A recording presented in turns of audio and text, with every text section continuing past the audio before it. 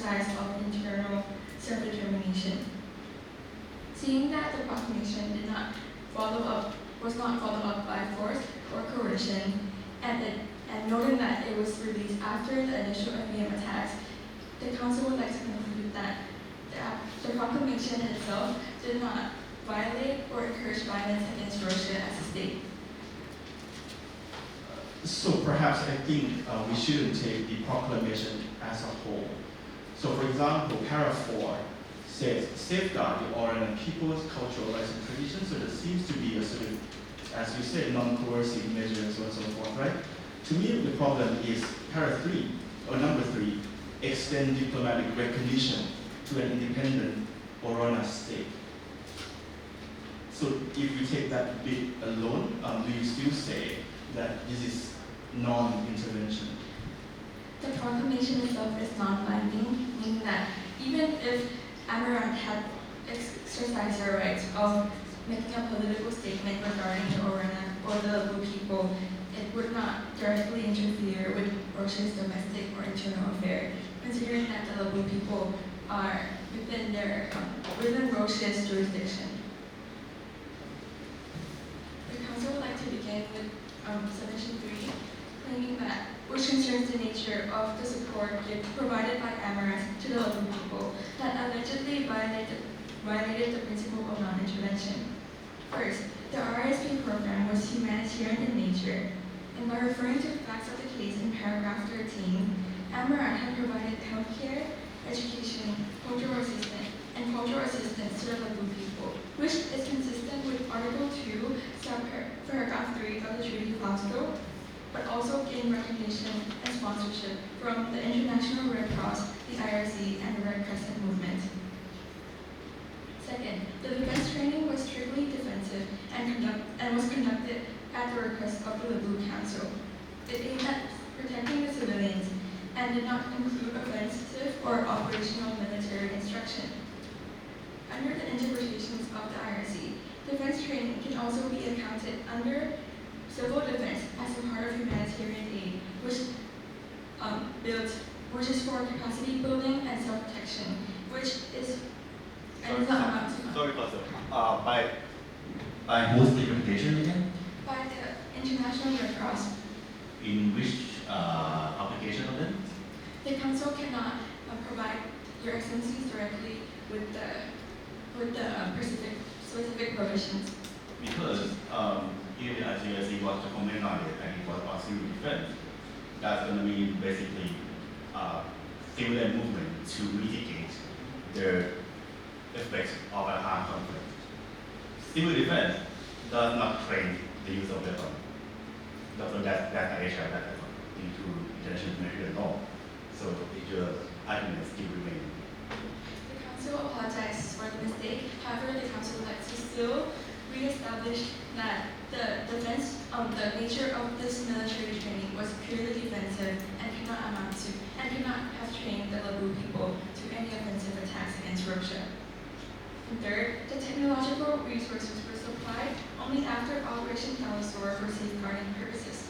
There is no evidence linking them to any offensive action against Russia. And most importantly, okay, so you seem to focus on the evidence that proved the level of support, right? And who has the burden of proof here?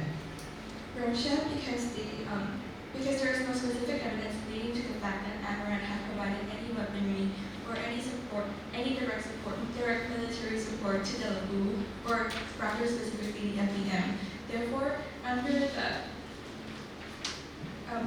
DRC v. Congo v. Uganda case, the burden of proof lies within Russia to point out the specific facts that Amaranth had provided the weaponry. But it is the applicant's need to point out their support, right? And supposedly those evidence would lie within the applicant's hand. Isn't it unfair to require the respondent to acquire the evidences in the territory of the applicant's state? The support provided to the Labu people was established in 2020, 3 years before the prior FEM attack and the direct tension of the Labu people within Russia. And what Amaranth or the Council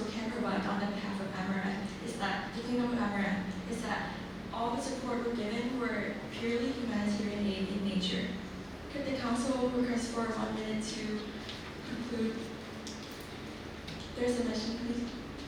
Yes. Seeing that there is no proof of force, compulsion, or effective control, Amaranth's conduct does not meet the legal threshold for unlawful intervention. As already established by my co-counsel, we respectfully submit that 1. Roche's use of force in the Moot contract violated the Treaty of Oslo, and Roche's military operations constituted as unlawful use of force.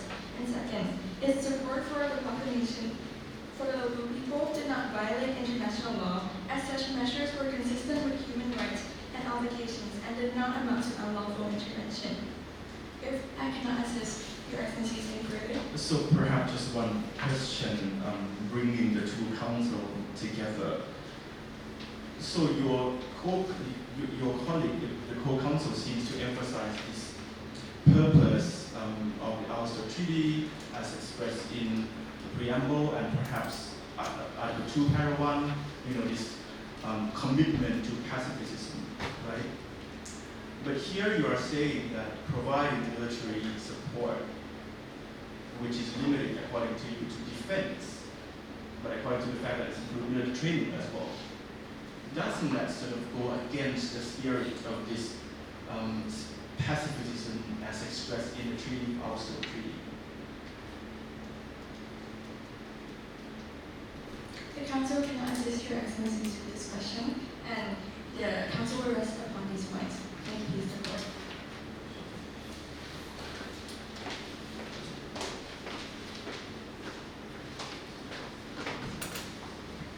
So if the respondent is ready.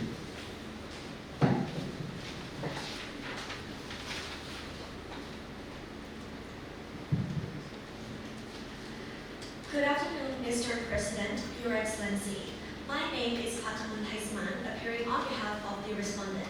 I am here with my co-counsel, Ms. Napak Penvu, representing the Kingdom, the State of Russia. Russia respectfully requests the court to adjudge and declare that, first, Russia's use of force in the Moot contract was consistent with the Treaty of Oslo and constituted lawful self-defense against the Free Bogey movement. Second, Amaranth violated the principle of non-intervention by sponsoring the Labour movement to challenge Russia's authority and territorial integrity. With the court's permission, counsel will proceed with the first submission. Beginning with the first point, Russia's use of force aligned with the Treaty of Oslo and international law, as the Treaty of Oslo did not eliminate the right of self-defense. The applicant claims that the Article 7 of the Treaty of Oslo absolutely prohibits any military operations or force within the Moot contract. This interpretation is incorrect. Under Article 31 of the Vienna Convention on the Law of the Treaties, a treaty must be interpreted in the light and the object and the purpose of the treaty. The Treaty of Oslo was concluded to secure lasting peace. It could not be interpreted to deprive a state of its inherent right to defend itself. Moreover, under Article 103 of the UN Charter, Charter obligations prevails over conflicting treaty obligations.